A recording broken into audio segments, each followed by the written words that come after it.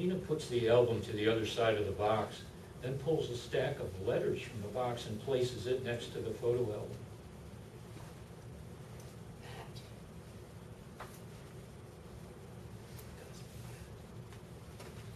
The next item is a newspaper, which Lena unfolds. Mother of 3 arrested with her children for trespassing onto military property. Wow! Oh, we were all so proud of that. Even little Sylvie, barely 11. I literally inoculated my children with the conviction that the government was being gobbled up morsel by morsel until it became a business in business for itself, and that we had to do something about it. If this sounds to you like a speech, ladies and gentlemen, is because it is. The question is, what to do about it?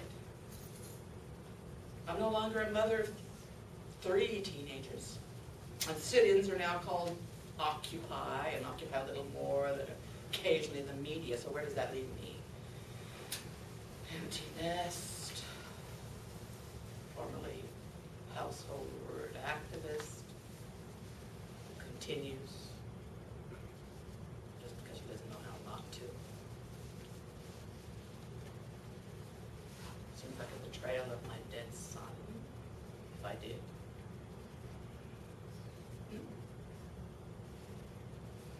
Like he died for nothing? Like they all do?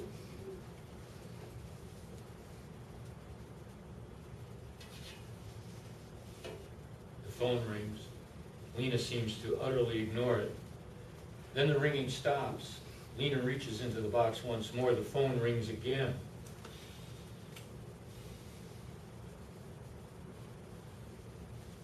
I never told that to anyone. Never. They would have thought I'm nuts. Called it grief-mediated hysteria or something. He did that. Just a couple of days after the dam broke, he called me. The phone rings, I pick it up.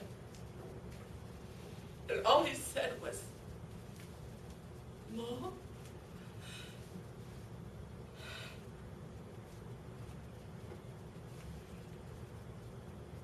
That was it. That phone. Lena points at the wall, silently replaces a few papers, every page weighing a ton. The phone rings again. Lena quietly gets up, walks over to the wall phone, stops a few feet away facing the phone, makes several small, aimless steps forward and back, stops, while the phone continues to ring. Finally, like an animal, Lena rips the handset from the phone and screams, Don't fucking do this to me! What? Oh. Yeah, of course I am. What was Herbrecht now? Lena Herbrecht, the Blackwell and the Charlene was a long time ago. And what do you want? You want to sell me some reunion thing or something, or I won $50 from some unknown.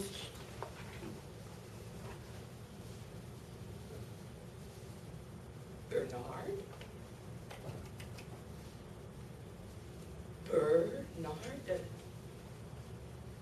That Bernard? Oh. You caught me at a really bad time, you know. I'm up to my neck in the past. I'll actually make that physically up to my elbows, and I don't even remember if you had black hair or blonde, or if you wore glasses or anything like that. I'm just trying to detach, you know, as in not really sure that's even possible. They say let bygones be bygones. Lena pulls the photo album towards herself and opens it up. I just stumbled across some pictures, and I see that you do have glasses. She leans back with her feet on the table.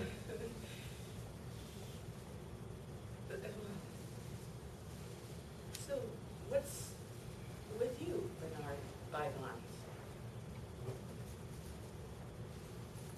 charge. Well, I don't care. Just pick it up. I'll sit here and listen. End of scene. Scene 5. A few days later, Lena and Max again sit at the table across the corner. Lena is facing towards the audience. There are the same large ring binders as before open on the table. We need to make sense, baby, for your sake. I'm not your... Baby, I know that, but you gotta be somebody's someday. That's another subject. Right now, we're looking at a bunch of... This is like a cemetery, these files. Cemeteries can be beautiful, don't get me wrong, but you can't build a life on it unless you're an undertaker, and you ain't. And? What do you want me to do? Go on a Caribbean cruise? Eat and bore myself to death? I know too much, Max. I've seen too much. Who will do the work I do? We do. Or are we simply defeated? Done. A footnote in some obscure history books at the best. No, not defeated, Lena, not at all. There are so many things we did, you did, that nobody else could have done or would have done. And today, people don't even think about it anymore. No front seat in a segregated bus for me. No, I have a dream speech. We didn't even have real icons in our old group, and most of them have gone back to behind the white picket fence they came from, except for Sven doing his radio thing. No, Lena, it was different for us. And because we had our victories, things changed. So, what should we do? Fold up and retire? Talk about the past? Exchange war stories? Make up a new mission? Yeah, go to South Africa. Let ourselves be gobbled up by one of the hundreds of online petitions and changes and moves.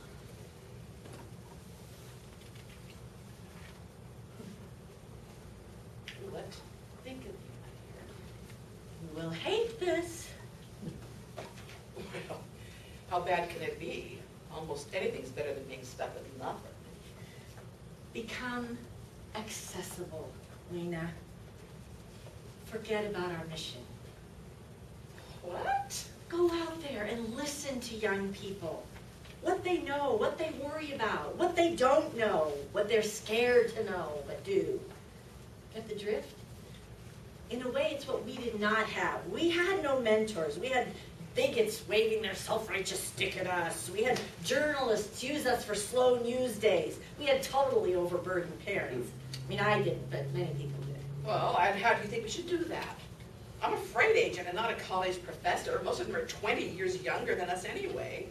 We talk to teenagers at high schools, hang out at the University Park and be arrested for loitering. I don't know yet. Just a sense of needing to get unstuck from yesterday, you know, from all the stuff we aren't doing today. You know the thing about the old dog, no new trick. We know too much for that. We did what we did because there were a lot of things we didn't know. Because if we had known what we know today, we probably wouldn't have done it. So we are stuck.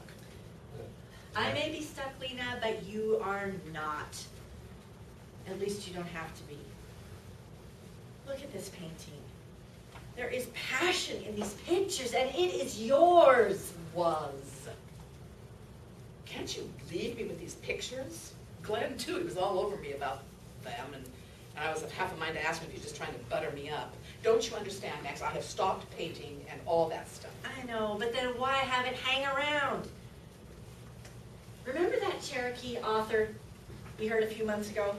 And we both bought her first book. She said something like, when we forget or forgo our creativity, then whatever our nightmare is, that will become our reality. Well, that nightmare already was reality, and that is why I stopped painting. And also, since you're so good at quoting, the same people who say that about the nightmare also talk about the sacred fire of truth, and we have a commitment to uphold it. You can uphold something, Lena, but you don't have to petrify it. Don't hit me. But there's a last part to that quote. Are you in the stream of life, or are you trying to cling to the rocks? The way I see it, Lena, you can bury yourself as some kind of perverse punishment for having lost Adam. I'm sorry. Perhaps I shouldn't have said it so undiplomatically. Lena looks back at one of the paintings, then turns to Max. It's okay. Oh. No, it's not okay. It's not okay at all, Max. Lena focused travel from the pictures to the ring binders to Adam's picture to Max. Lena pulls her arm out from under Max's hand and instead reaches with her hand for Max's arm. Why don't we both go and be at the big shindig on Saturday that Sylvie was telling you about? Oh. At the university, some kind of celebration. What? Her very important person, Glen, is going to be there too. He's as good as heading that department he works at, some big grant thing. I don't know. There'll be hundreds of kids in various states of intoxication, and even the adults are too young for us. I'll just be nobody. And, oh, hi, Granny. You looking for your grandson? I don't want to hear that. Just think about it. Lena leafs through one of the ring binders for a few beats. You mean we are in our own way when we try to be what we have been? Wow. Something just happened to my Max, and my gut Max. It's hard to explain. I was like, Relief? not just relief, Max. There's also a slight fluttery feeling to it. What do we do with this? Points at the files on the table.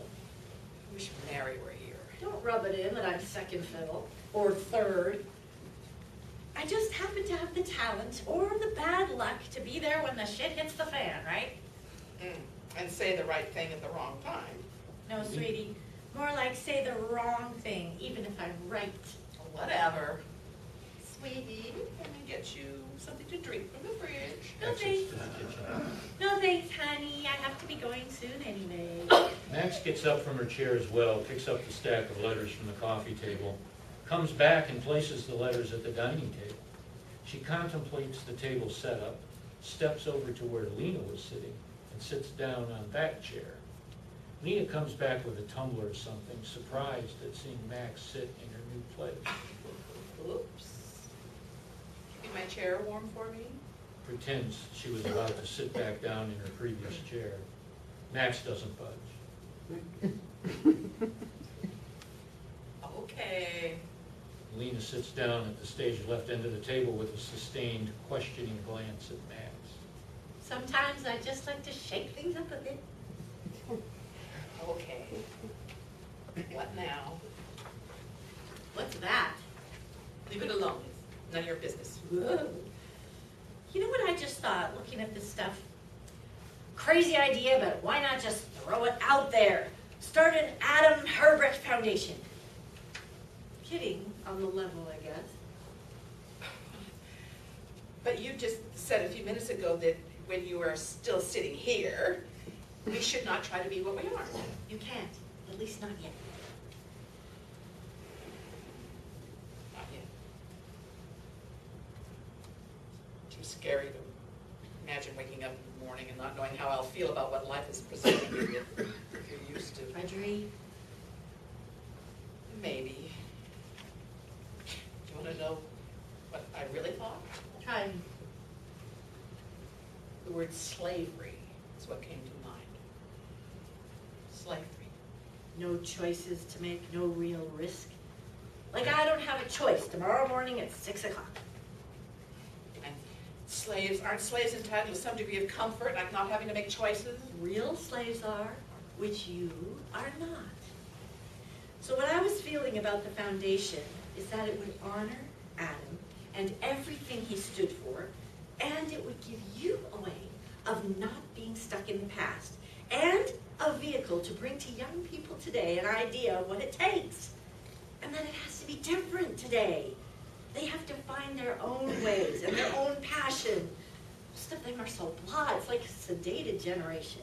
Can I sleep on that? Until Saturday morning, if you want. I'll pick you up at 10. Max backs out the front door, closes it quietly, leaves Lena alone in the room. After a moment, Lena goes to the front door and turns the deadbolt. End of scene. Scene 6. The following Sunday, Sylvie is sitting at the far end of the table, her arms crossed and lifted, head down, legs pulled up. I don't know what to say, Sylvie.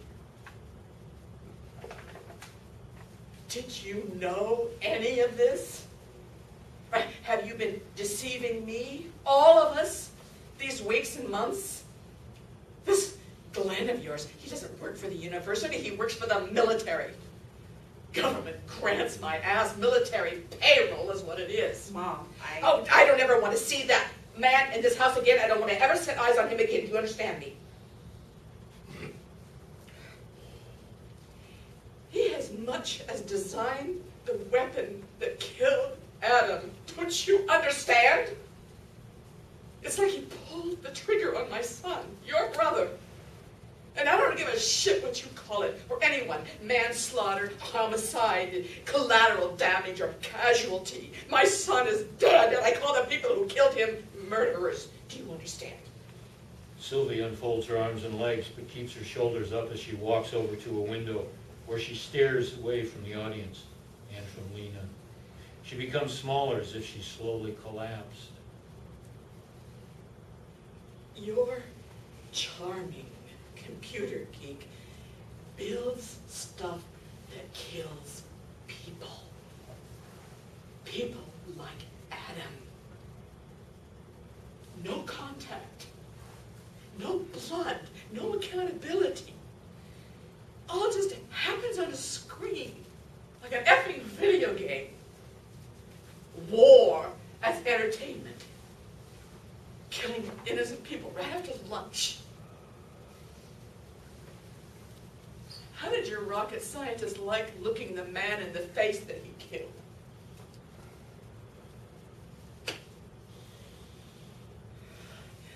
I feel selected and gut by the indifference of my own daughter. Sylvie doesn't move at first, but then suddenly turns around and sits on the floor in front of the window. You are not listening. Oh, I hate you right now. How I...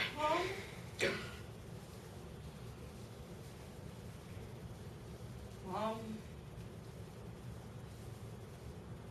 I want a life. I deserve a life. Adam deserved a life, and he took it. I didn't kill him, and neither did Glen. Please don't say such a thing. I know you're upset, Mom, terribly upset, but how long? Forever. Just forever. That's the answer. Forever. This pain will never go away, and you just put salt into it. Sylvie, I thought we were friends. I am. I am with you. I was with you on your search week after week, month after month for the facts of that drone attack. Doesn't that count for anything? I could have been there. You know that. Where? Where the drone hit. At the dam. That attack could have hit me instead. Sylvie gets up and moves away toward the sofa chair. I'm glad it did. I didn't change, Mom. What can I tell you that you would actually believe me?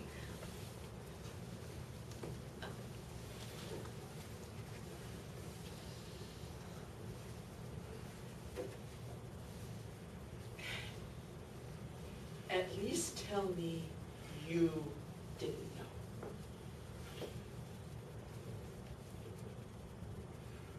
Tell me that you didn't tell Harriet or your grandma or trick me into liking this guy, telling me who he was. It is. I feel so utterly deceived by my own daughter. You've got to fix this, Sylvie.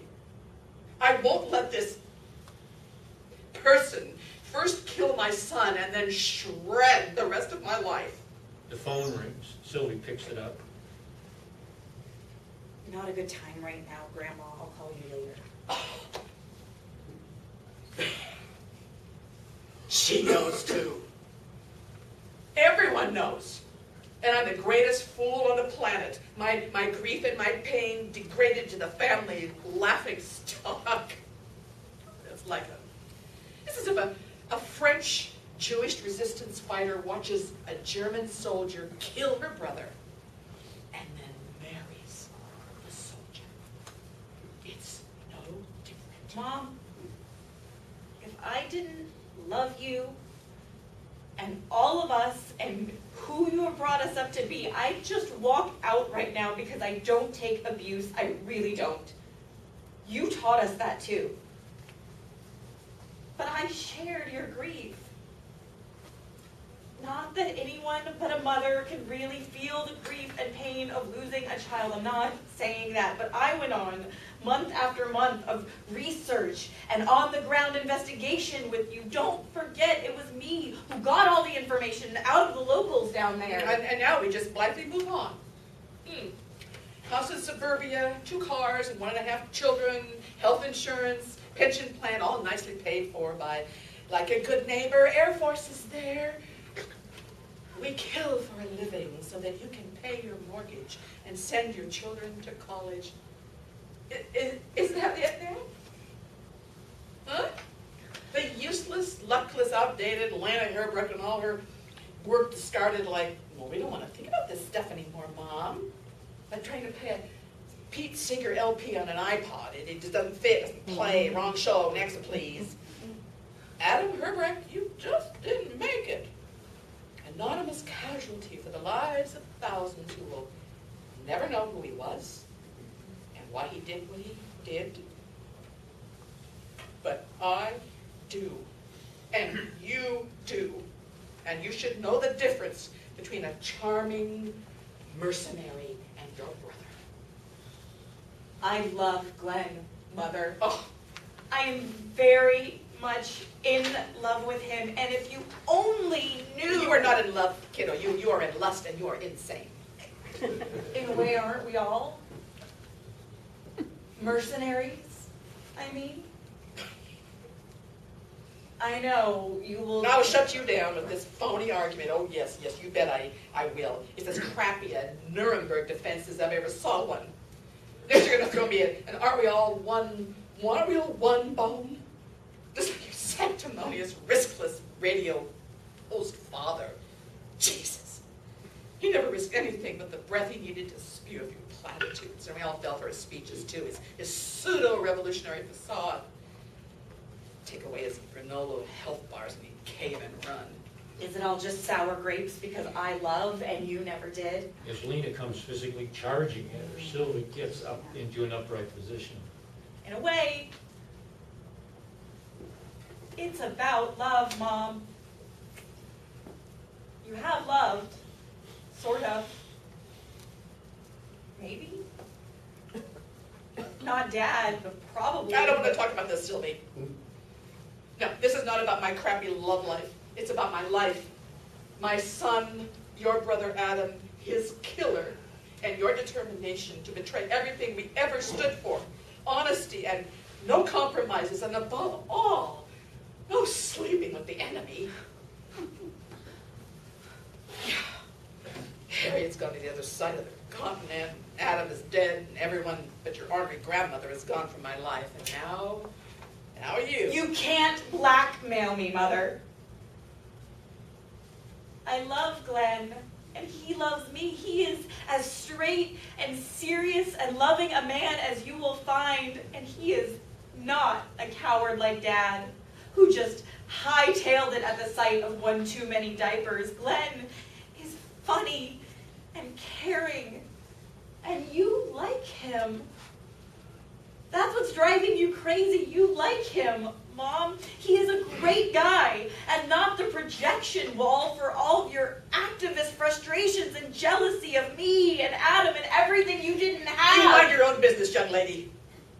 All I will tell you is that this lover boy of yours is a killer. by all moral definitions and by all war crimes. That I know. He is the killer of my son and your brother Adam Herbrecht. This is my life, and this is my house. If you choose to spend the rest of your life, or whatever amount of time, with that monster, you do that, girl. But you do that out of my life and out of my house. Curtain closes. Intermission.